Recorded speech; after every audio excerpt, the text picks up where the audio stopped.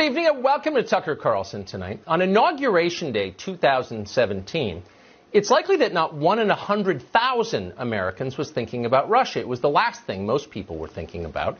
The Cold War had ended peacefully more than 25 years before. Moscow was no longer America's main strategic rival as it had been for 50 years. Russia had been downgraded instead to the status of a regional power consumed with disputes with obscure places like Ukraine. In the American media, there were more stories about Russian alcoholism than there were about Russian ICBMs. But in the White House in Washington that morning, Russia was very much the main topic. It was January 20th, the last day of the Obama administration. Outgoing National Security Advisor Susan Rice sat down at her desk to write her final memo. Rice described the presidential transition, which had been underway for months. Then she wrote this. During a meeting 2 weeks before, quote, President Obama said he wants to be sure that as we engage with the incoming team, we are mindful to ascertain if there is any reason we cannot share information fully as it relates to Russia. Now, Rice did not explain why Obama's staff felt it might not be possible to give intelligence on Russia to Donald Trump's staff, or for that matter, why the Obama people thought they had the right to withhold national security information from an incoming American president who had just won a national election. But Rice didn't need to elaborate. There was only one possible explanation for this. Donald Trump could very well be a Russian agent. Barack Obama himself said he believed that was possible. In Rice's words, quote, the president asked Jim Comey to inform him if anything changes in the next few weeks that should affect how we share classified information with the incoming team. Comey said he would.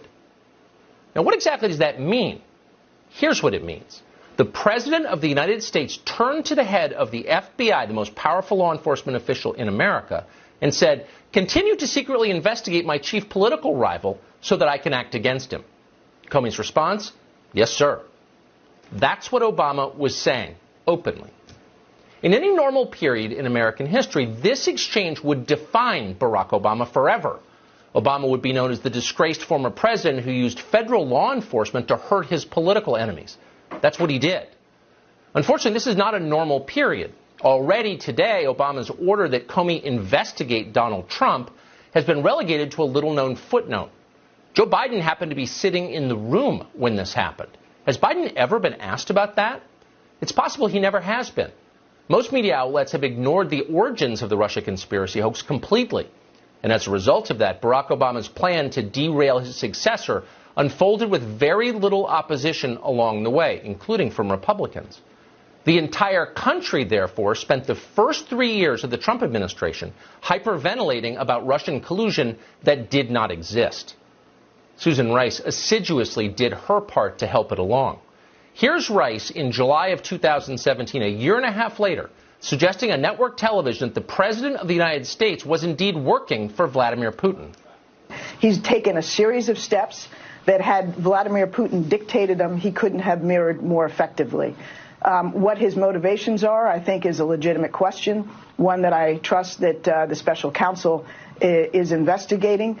But the policies that this president has pursued globally have served Vladimir Putin's interests in dividing the West, undermining democracy. Does that mean you think it's an open question whether or not he's compromised by Russia?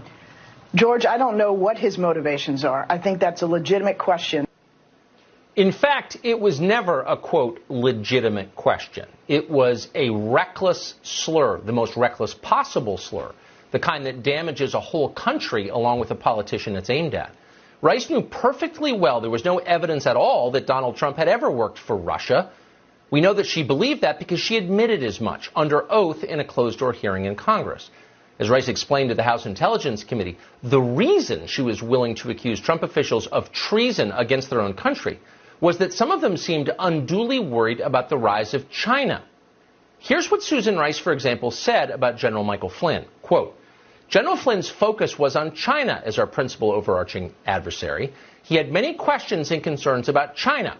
And when I sought to elicit his perspective on Russia, he downplayed his assessment of Russia as a threat to the United States. He called it overblown. He said they're a declining power. They're demographically challenged. They're not really much of a threat. And then reemphasized the importance of China. I had seen enough at that point and heard enough to be a little bit sensitive to the question of the nature of General Flynn's engagements with the Russians. Did you follow that? Because Michael Flynn correctly described Russia as a declining power and then went on to criticize Susan Rice's close friends in the Chinese government, Susan Rice concluded that General Flynn must be a Putin spy. This is idiotic and it's crazy. It's hard to believe that Susan Rice was once National Security Advisor of the United States, but she was. Evelyn Farkas was once Barack Obama's Deputy Assistant Secretary of Defense. Farkas repeatedly went on television to say there was ample evidence the Trump administration was colluding with Russia. And yet, like Susan Rice, Farkas said something completely different under oath before Congress. Quote, "I didn't know anything," she admitted. Now, we quoted Evelyn Farkas saying that on this show on Friday. Farkas responded to us by claiming that we were, quote, "missing some key facts." Now, originally, she agreed to come on tonight and explain what those key facts might be. She is running for Congress now in New York. Unfortunately, then, Evelyn Farkas backed out, but we fervently hope she comes back to tell us what those might be. We'd like to speak to Barack Obama, too. That's unlikely, so we'll have to settle for what he has told his friends. On Friday, Obama had a purportedly private call with supporters that, of course, was immediately leaked to the media. In it, the man who sicked law enforcement on his political rivals accused the current administration of undermining the rule of law. That's the kind of stuff where you begin to get worried that basic, not just institutional norms, but our basic understanding of rule of law is at risk. Institutional norms. These people are nothing if not predictable. What you just heard, as always, was textbook projection. You see it again and again and again. What they accuse you of doing, they are eagerly doing themselves. The rule of law, yelps Obama. It's almost amusing. The press doesn't find it funny in the slightest. They see no irony at all. They repeat it verbatim with solemn faces. Over the weekend, Chuck Todd of NBC accused the Attorney General, Bill Barr, of gutting the rule of law, of ignoring it completely. And to prove that, Chuck Todd used what seemed to be quite a damning quote. Watch this.